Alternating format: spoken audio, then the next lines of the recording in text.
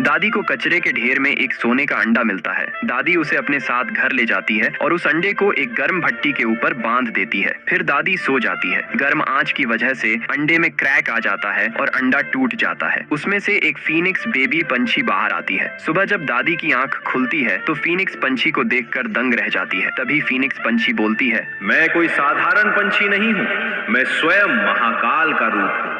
मैं आपकी हर इच्छा पूरी कर सकती हूँ, बस एक शर्त है, तुम जो इच्छा मांगोगे उसका मैं उल्टा पूरा करूंगी। दादी खुश हो जाती है और आंख बंद करके एक सूखी रोटी मांगती है। तभी उसके हाथ में एक गर्मा गर्म पिज्जा आ जाता है। दादी पिज्जा खाने लगती है और खुशी से नाचने लगती है। फिर दादी ढेर सारा चांदी का बिस्किट मांगती है।